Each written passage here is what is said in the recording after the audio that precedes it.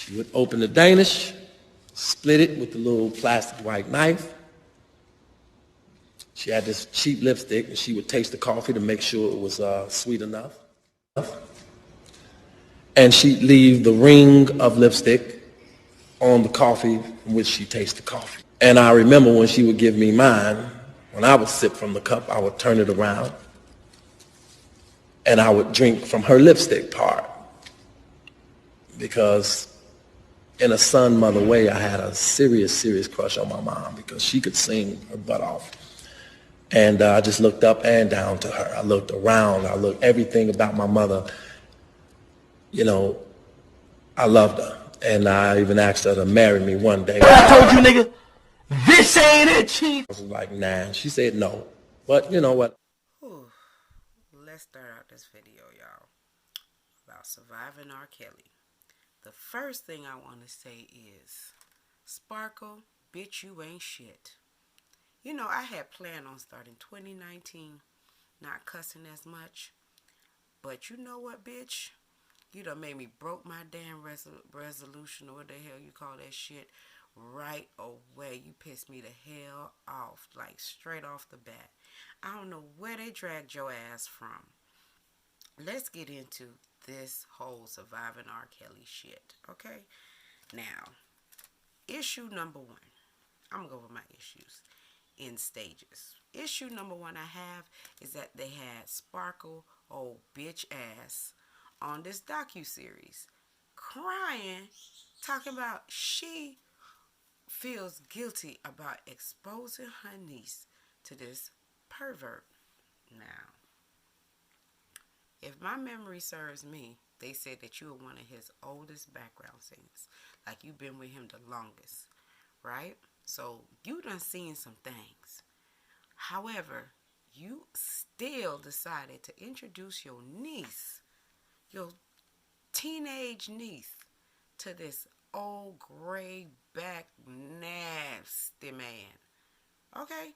And word on the street is that the only reason why you came out and talked about your niece was because your album didn't do as well as it should have, or the sales, or some shit with your music. That is the word on the street. That it was alleged that the people that dropped the tape was you and R. Kelly's younger brother. That's what they say. It's alleged. I ain't finna say it is what it is, but that's what I heard. I ain't the one to gossip, so you ain't hear it from me. Now, you mean to tell me that, Sparkle, you done see R. Kelly do some nasty things to some girls, right? And you still decide to bring your niece around him. And then when you seen your niece in, I wouldn't say a compromising position, but when you seen your niece around him, you felt uncomfortable. But yet, you didn't do anything about it. You weren't, like, okay, adamant about, like, asking her, where your mama at? Where your daddy at?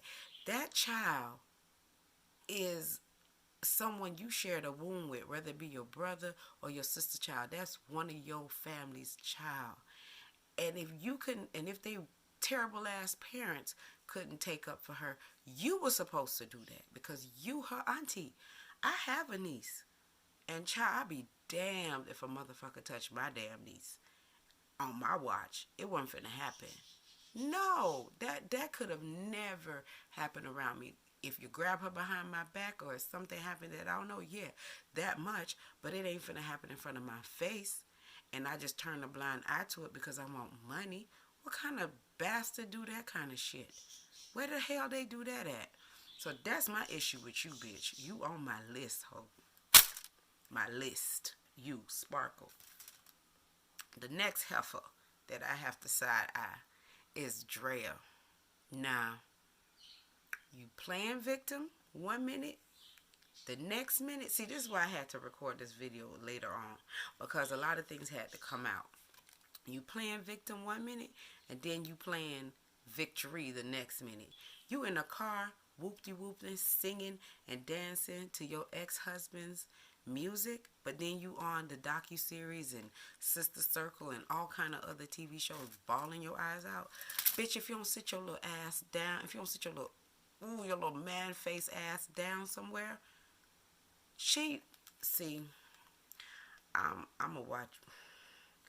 I'm watching you, because you playing your role too well. You playing like, I don't want to get caught up in this. That's the role you coming off. You coming off like you ain't trying to get thrown under the bus. You want to get saved with the rest of the women that are coming out. You know, the girls who I don't know if I feel sorry for you. I don't feel sorry for you. What I feel for you is a side eye. That's what I feel for you. You knew something, but you playing that, oh, he never brought his bullshit home and he never did this in front of me. But just based off the way you claim he treated you, should have set some kind of sparks off. I'm sure you've been on tour. You was his dancer. You must have seen something. And yet y'all want to sit up here and be all complacent. My whole thing about this whole episode is that you had all these grown-ass people that didn't give two shits. You had all these grown-ass people that sat around and watched this man sodomize children. And then you got these useless mammies and pappies, because you're not mothers and fathers, that allow their children to fly across the country to meet some strange man because he promised them a record deal. And, you know, I get it, like, to play devil's advocate, I get it. Maybe, you know, you poor, you don't have the money to fly with your child to go, but, like, I don't know. I'm without words. Like, I'm so without words at this moment, because how do I allow my 17-year-old to go to another state and not check on her and make sure she's all right? Like the girl from Miami that was like, said that she met R. Kelly in the mall and she would go spend time with him. Like, you know, kids do stuff, and I get it. We sneak around. They sneak around. They hide stuff or whatever from their parents and whatnot. But there comes a point where, as a parent, you got to do your due diligence to dig, search, read, do whatever you got to do to protect your child. You know what I'm saying? And I'm not trying to say that her mama didn't protect her or whatever. I don't know.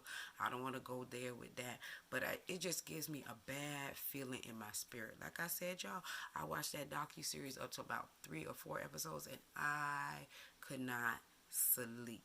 It just disturbed my life. I just couldn't do it. Then, the next thing about the whole series, I don't know if y'all caught this, but I remember when his older brother, I think his older brother's name is Bruce, and he was talking about how R. Kelly has preference. Like, everybody has a preference. So he's basically making an excuse for this man. He said, oh, you know, you have some guys who like bigger girls. You have some guys that like skinny girls. Some guys like, you know, white or black or whatever, light skin, dark skin. And R. Kelly, you know, his preference is younger girls. And I'm like, how the hell is that a preference? You can't have a preference for a child. How do you find a child? How are you sexually aroused to a child? So right there, to show you that there's some demon seeds rolling around in their family tree needs to be chopped the hell down, okay? Because they all effed up in the brain. Because now there's some word out there, somebody done dropped some information. I'm going to keep it alleged that the person that molested both R. Kelly and his brother was their sister. Y'all, you know, this whole keeping quiet in the black community has got to stop. It has got to stop. We need to come out and really be like, call them little nasty uncles, them little nasty cousins, and some of them aunties too, that like to feel on kids. Oh, give me a hug before you go. No, we need to stop that shit in our community. We have swept too many stuff under the rug. We got too much stuff to fight. We got to fight racism. We got to fight sexism. We got to fight every other thing. The last thing, in the words of Sophia, I'll be damned if I have to fight somebody in my own home. We shouldn't have to go through that in our own home as girls. You know, it's sad to say that it's like this. One of the ladies that was on there, her comment was, the reason why this went on for so many years is because he was effing little black girls. So who cares? Whatever. The teachers was complicit. R. Kelly was hanging out at high schools. Didn't nobody care? You know, and I feel like the reason why nobody cared, because they was all before, I guess before selfies, probably getting autographs, trying to get a picture, sliding him a CD or a tape or whatever they needed to do to try and see if they could get on. I mean, his own manager said that he forged documents so that he could marry Aaliyah. You know, and getting into that whole Aaliyah situation, I said I wasn't going to get into that too much because she is dead. She's long gone and she cannot defend herself. We have all the documents, we have all the marriage certificates and all that stuff that's been leaked, but we don't have her. So with that being said, I'm not going to really get into that too deep. You know, it's sad that, you know, that other girl said that she pulled the curtains back and literally saw him doing whatever to her allegedly. So I don't feel like she's lying about the situation. I feel like she's only talking about her experience that she had with Aaliyah and what she's seen with Aaliyah. And I understand where Aaliyah's mom could be coming from as a mother. She's trying to protect her daughter's legacy because, like I said, she's not here no more. She ain't got she don't have the power to tell us her side or deny her side or whatever they want to do with it. So, you know, with that being said, I'm going to just like let that sleeping dog lie because it is what it is and we'll never hear her side of the story. And R. Kelly, one thing I have to give the little nasty man, he's never ever spoken on her, you know, so in a negative way. So we're going to let that one go because this whole thing with our community, y'all, us, you know, Malcolm X said it, that the black woman is the most unprotected person on the planet. Not just in America, not just in the Caribbean, not just, you know, in North America or Europe or wherever, just on the planet. Like, no one cares. No one really cares. You could be sitting there and getting dogged out, beat up. No one cares. You know, it's really bad when we get to a point where we allow, because of money, you know, and the Bible says that money, the love of money is the root of all evil. And because R. Kelly had money and he had influence, you have all these people who knew better that turned a blind eye. Like that heifer Sparkle, like I said, I'm going to get into her ass. She allowed her niece to have all kinds of illicit sex, oral, vaginal, you name it, on grown-ass women. And I'm going to get into them grown hoes in a second. I'm going to get into y'all ass in a second. I'm about to tend to that ass, but I'm going to get it. Let me just finish effing up Sparkle because I got these goddamn hoop earrings on, and y'all know what the hell that mean.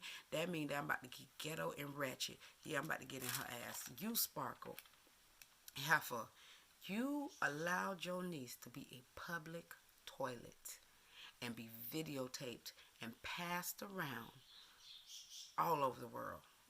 That tape was everywhere. You know what I'm trying to say? So you basically scarred your niece for a record deal. Congratulations. You played yourself. Then you want to bring your ass on a damn docuseries and cry. Bitch, shut the hell up. That's for your ass. Next on my damn list, as I said before, is them grown hoes. Y'all, I'm not okay with a man abusing a woman, no. But y'all hoes knew what y'all was getting into. Y'all all heard the same story about this nasty Pied Piper. And y'all decided to fly y'all ass from where y'all live to go hang out with R. Kelly, to go get Gucci and Fendi and whatnot he could get y'all, so that y'all could have, like, you know, a man with money and a man with power and a man with a name. No. You don't get no sympathy over here. You don't. For the children, yes, because they were minors. They didn't know better. They were blinded by the light. But y'all old hoes with gray hairs on your coochie, sit down somewhere. Sit y'all ass down somewhere, because I don't, you don't get no love from me, because you're getting book deals and you're on this program. You're not sad. You're not sad about it. You're not. You're profiting. I'm not saying that some of these people ain't legit, but I feel like there's a percentage of them that are on here because it's making the money. I'm just saying. That's just how I feel. But with that being said, I'm going to go back to what I said. It takes a village to raise a child. And that village let that child down. That village let those children down. And that's us. You know what I mean? Like I said, I was just a teenager myself when Age Ain't Nothing But a Number came out. I was a teenager. And, I really didn't get the full meaning until I got older. Even 12 play, like I was in high school, 9th or 10th grade when that song came out, and everybody was singing it. It just sounds good.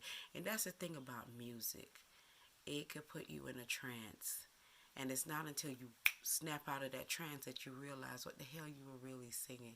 And I thank God for giving me age and wisdom now to be mindful of the things that I allow in my spirit, and I will not be bringing those spirits into my psyche at all. And I pray that those girls who underwent that torture, that experience with that nasty ass man, I pray that y'all find the strength to become grown women and accept your life for where you are and do well with your life.